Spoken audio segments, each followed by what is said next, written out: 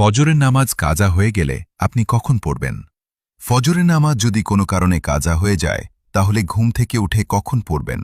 সাথে সাথে পড়বেন নাকি জোহরের নামাজের সাথে মিলিয়ে পড়বেন? আর ফজরের 2 রাকাত সুন্নাতের কি কাজা আদায় করতে হবে? দেখুন, এই প্রশ্নের সম্মুখীন কমবেশি অনেকেই আমরা হই। প্রিয় ভাই ও বোনেরা, মনে রাখবেন, ফজরের নামাজ অত্যন্ত গুরুত্বপূর্ণ একটি নামাজ।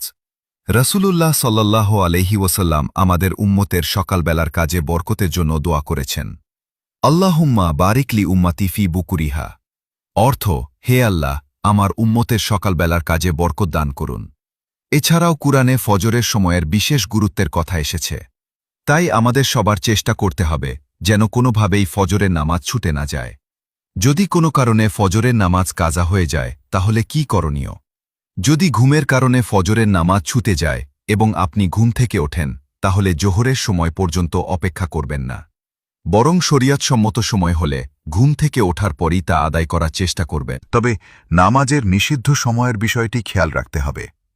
সূর্যোদয়ের সময়, ঠিক মধ্যাহ্নে সূর্য মাথার ওপরে থাকা অবস্থায় এবং সূর্যাস্তের সময় নামাজ পড়া নিষিদ্ধ। তাই ঘুম থেকে উঠে সময় দেখে নিন, এখন নামাজ পড়ার উপযুক্ত সময় হয়েছে কিনা। ফজরের নামাজ কাজা হলে 2 রাকাত সুন্নাতসহ কি আদায় করতে হবে? ফজরের 2 রাকাত সুন্নাত অত্যন্ত ফজিলতপূর্ণ। রাসূলুল্লাহ সাল্লাল্লাহু আলাইহি ওয়াসাল্লাম এই 2 রাকাত সুন্নাতের প্রতি বিশেষ গুরুত্ব দিয়েছেন। তাই সম্ভব হলে প্রথমে 2 রাকাত সুন্নাত, এরপর 2 রাকাত ফরজ আদায় করবেন। তবে যদি আশঙ্কা থাকে যে সুন্নাত পড়তে গেলে ফরজের সময়ও চলে যাবে, তাহলে আগে ফরজ নামাজ আদায় করবেন। কারণ ফরজ নামাজকে কোনোভাবেই ইচ্ছাকৃতভাবে ছেড়ে দেওয়া যাবে না। প্রিয় ভাই ও বোনেরা, ফজরের নামাজ আমাদের জীবনে অনেক বরকতের। ফজরের পরে আপনি বিশেষ করে দরুদ শরীফ পড়বেন 100 বার, ইস্তিগফার পড়বেন 100 বার, সুবহানাল্লাহি ওয়া বিহামদিহি, সুবহানাল্লাহিল আযীম।